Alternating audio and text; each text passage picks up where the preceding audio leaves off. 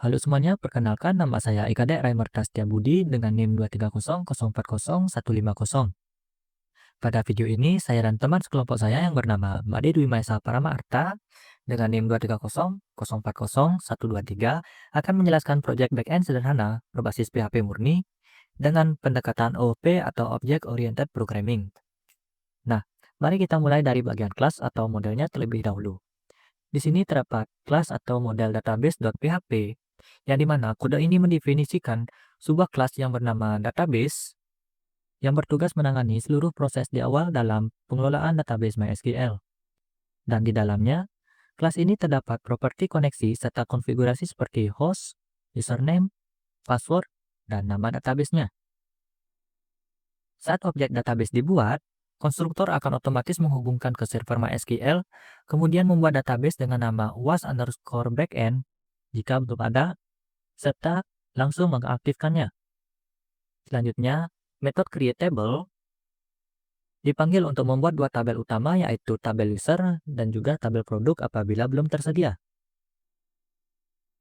Tabel user menyimpan informasi login pengguna, sedangkan tabel produk berisi data produk seperti nama, harga, gambar, dan deskripsi. Nah, di sini kita juga menyediakan kode, yang dimana kode ini akan langsung mengisi data awal atau data dummy berupa 3 produk contoh. Dan yang terakhir, yaitu getConnection, yang bisa dipanggil untuk mendapatkan koneksi database agar bisa digunakan di bagian program lainnya. Oke, berikutnya ada user.php, yang dimana kelas user ini berfungsi untuk menangani proses registrasi dan login pengguna dalam aplikasi. Pada saat pembuatan objek, koneksi database ditetapkan melalui parameter konstruktor. Metode register digunakan untuk menambahkan pengguna baru ke database, dan di dalamnya pertama-tama dilakukan pengecekan apakah username sudah digunakan dengan query select. Jika belum, maka password akan dihash menggunakan password hash agar aman sebelum disimpan ke database. Jika proses berhasil, akan dikembalikan dengan pesan bahwa registrasi berhasil. Selanjutnya, metode login digunakan untuk memverifikasi data login pengguna.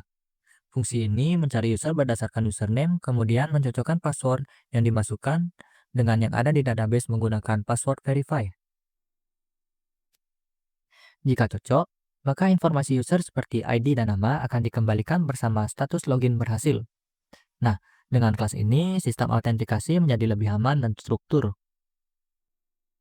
Oke, berikutnya ada model produk.php, yang dimana kode ini merupakan kelas produk yang digunakan untuk mengelola data produk di dalam aplikasi.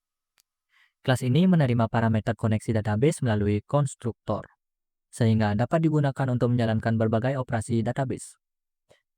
Metode getAll digunakan untuk mengambil semua data produk dari database dan mengurutkannya dari yang terbaru. Kemudian getById digunakan untuk mengambil detail suatu produk berdasarkan ID-nya dengan menggunakan parameter statement untuk menjaga keamanan query. Metode createData bertugas menambahkan produk baru ke database dengan terlebih dahulu memvalidasi bahwa nama dan harga produk diisi dengan benar. Selanjutnya, metode updateIdData digunakan untuk memperbarui data produk berdasarkan ID yang diberikan. Dan terakhir, metode delete, yang dimana memungkinkan pengguna menghapus produk dari database. Dan semua operasi penting seperti tambah, lihat, ubah, dan hapus atau create, read, update, dan delete sudah tersedia dalam kelas ini, sehingga mempermudah pengelolaan data produk di sistem. Nah, sekarang kita akan masuk ke bagian controllernya, yaitu file-file yang menangani permintaan dari klien, yang dimana dia bertugas sebagai perantara antara request yang dikirim oleh user dengan pemrosesan logika di dalam model. Nah, pertama kita akan melihat register.php dulu, yang dimana file ini akan menangani proses registrasi user baru, dan di bagian atas file, di sini kita menggunakan require untuk menyertakan dua file model. Tujuannya agar bisa menggunakan kelas database untuk menghubungkan atau mengkoneksikan ke MySQL.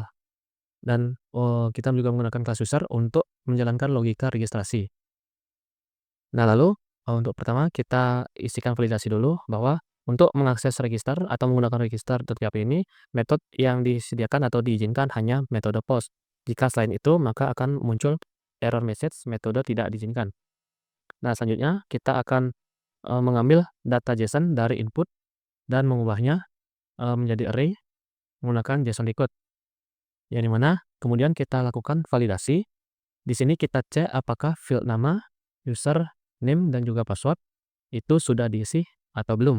Jika salah satu tidak diisi, maka akan mengembalikan error semua field wajib diisi. Nah, setelah semua tervalidasi, maka di sini akan dipanggil atau mengoneksikan database atau ke MySQL, lalu dari database akan mengirimkan koneksi itu ke user, yang dimana untuk bisa mencapai atau menggunakan metode register yang ada di kelas user. Lalu kita kirimkan data yang sudah tervalidasi itu ke logika register atau ke metode register.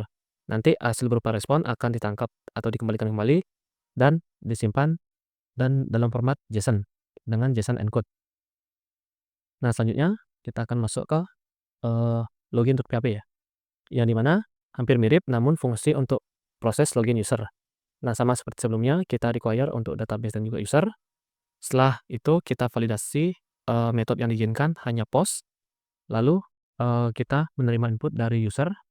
Jika user belum menginputkan username dan ataupun password, maka akan error berupa username dan password wajib diisi. Nah, setelah username dan password sudah diisi, maka akan dikoneksikan ke metode login, yang dimana datanya akan dikirimkan dan akan diolah di metode login. Di sana jika sudah tervalidasi dan cocok dengan data yang di database, maka akan dibuatkan satu sesi, lalu dikembalikan berupa respon berformat JSON. Nah, setelah user berhasil login, maka akan dibuatkan sesi, yang dimana sesinya itu berupa user ID nanti. Lalu, untuk product.php, di sini syaratnya user harus sudah login dan memiliki sesi, yang dimana di sini kita sudah require session.php, yang dimana user harus login dulu dan berhasil login membuat session, baru bisa mengakses metode yang ada di product.php. Nah, di sini kita menggunakan switch case, yang dimana ada 4 metode yang digunakan, yaitu get, post, put, dan juga delete. Yang dimana untuk metode get di sini itu digunakan untuk menampilkan data produk, baik itu dari user memilih ID produk atau semua produk. Nah, jika user saat melakukan request itu menginputkan ID atau menyertakan ID di bagian URL, maka akan menampilkan produk yang dipilih oleh user dari ID yang diinput. Nah, jika user tidak memilih ID, maka akan secara default menampilkan seluruh data produk. Nah, untuk post di sini itu gunanya untuk menambahkan data produk baru ke dalam database, yang dimana di sini akan menjalankan metode create yang sudah kita deklarasikan di model. Nah, untuk put di sini itu digunakan untuk mengedit atau mengubah data produk yang ada di database, yang dimana kita di sini harus menyertakan ID, ingin mengubah produk dengan ID berapa. Jika ID belum diinput, maka akan mengembalikan error ID produk wajib disertakan.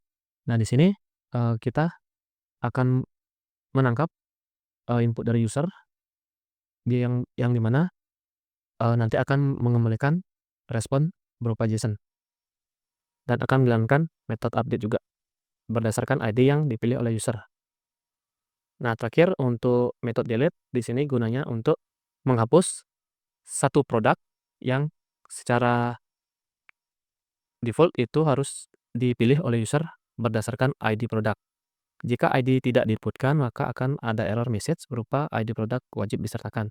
Nah, jika user sudah menyertakan ID, maka akan menjalankan metode delete yang di sini akan mendelete satu entry atau satu data produk, yang dimana nanti akan berdasarkan ID yang dipilih oleh user. Nah, secara default jika metode yang diakses oleh user tidak dari keempat di atas, maka akan menampilkan error message berupa metode tidak didukung.